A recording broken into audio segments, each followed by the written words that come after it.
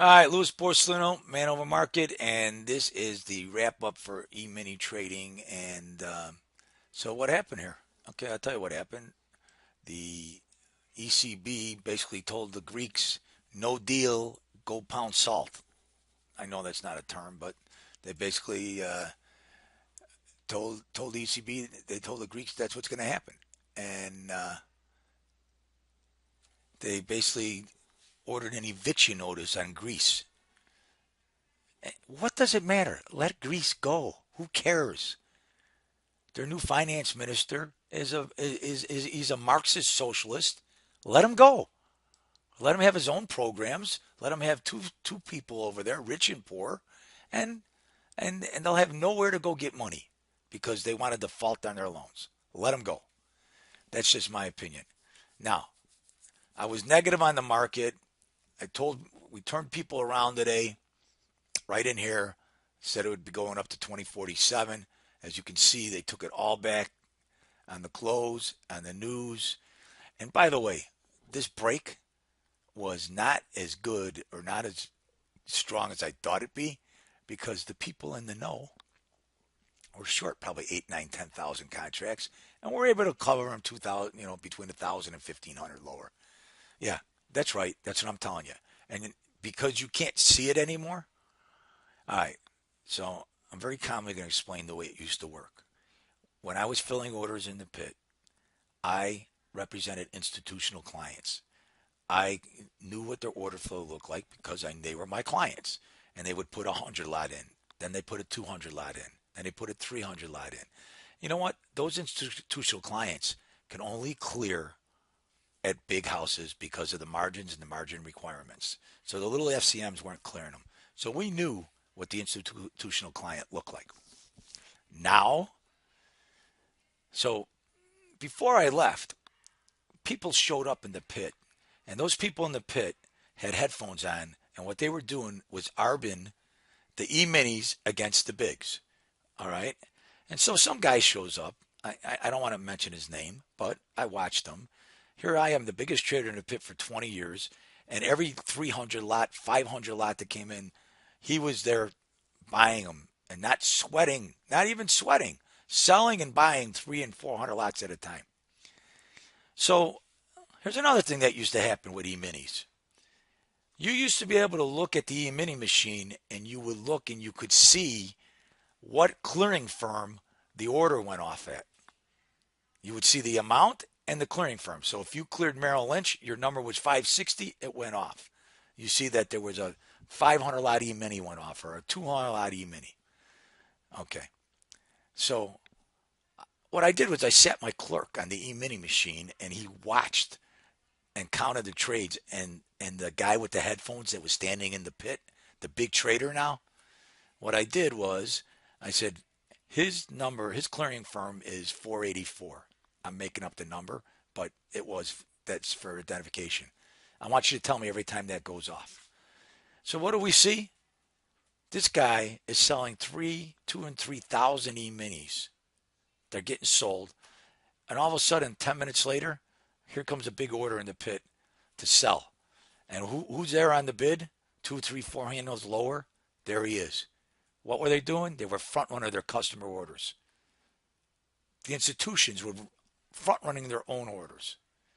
Okay? So now, what did the Merc do? You don't see the clearing firms anymore. You don't see who it is. All you see are numbers. So there is no way to know what the institutional client is doing. The only way to know it is try to guess by the size.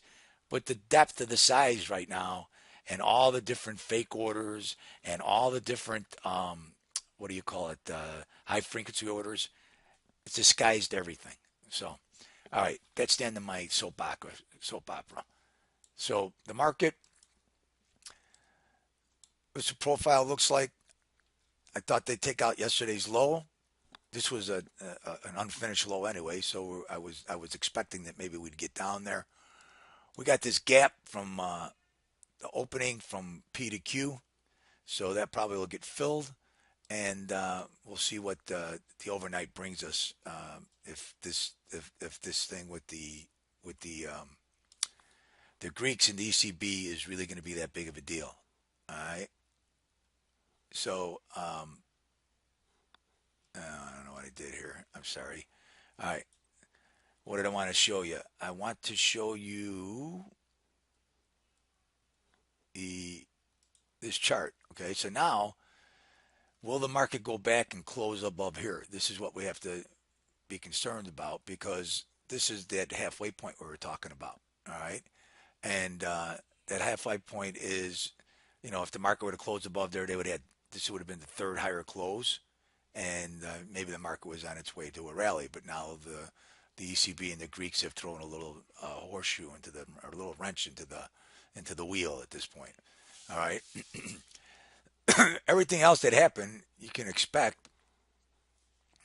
If you take a look at gold, gold rallied off the news because there's uncertainty in the world. We were neutral on gold today. Oil had a big down day, and we were actually short. If you go back today, we thought that was a sell this morning. And then, of course, take a look at bonds. Bonds, big rally on the news up to 50.06. So we expect gold to rally. We expect the bonds to rally because, I'm sorry, because flight to quality, U.S. economy, buy their bonds. More people want to buy the bonds. The lower the rate goes because the demand's so great. Same thing with gold. Gold goes up because of the uncertainty in the world. I still am was I was we were bearish the ES day. We had turned ourselves around.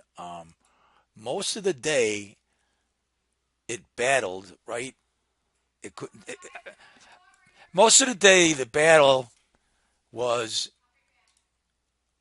was treated inside value, right? So the market couldn't get itself through the top of value, which was basically at 8.25. So if you look at all the trading that happened right here at 8.25, it would get in, it would go down, it tested the 5 minute pivot. Look at this, one, two, three, four times, and then finally it was rallying, and then the news came out, and it just turned around and caught everyone by surprise. So my the one thing that you need to know is if you're trading, always put a catastrophic stop in. Always, whether you're long or short, you never know when news is going to come out and it's going to affect the market. All right, let's see what the overnight bring us. I will be sending you guys out, I will be in the morning after I see the overnight trade. Sorry, I'm a little frazzled. I'm still a little angry about the market conditions at this point.